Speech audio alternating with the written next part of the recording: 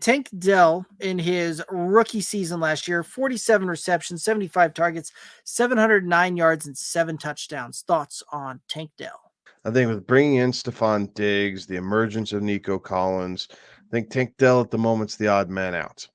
Um, I think he could get to wide receiver 29, but I think it's more likely that he comes in below, like his final ranking will be below his draft position, than it is that he will come in above on the final rankings where his draft position is. So, um, call it a bust if you will.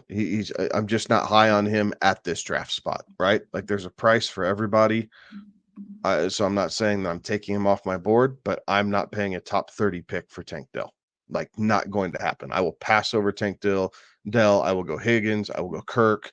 Um, Probably McLaurin, Godwin, even Jaden Reed, like all these guys that we just talked about, I like more than Tank Dell. I think Tank Dell and Rashee Rice both need to be dropped outside of the top 40.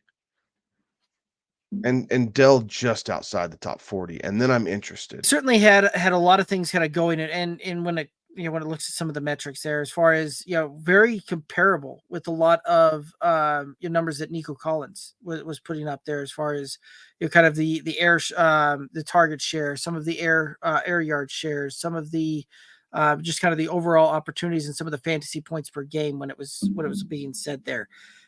But that's also going to change, right? Like they went out, they acquired Stephon Diggs to bring him in.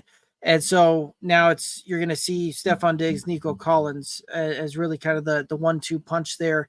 You may see Tank Dell, a little bit utilized in the slot there as well, but this is not one of those that I'm going out to actively try and put him on my roster.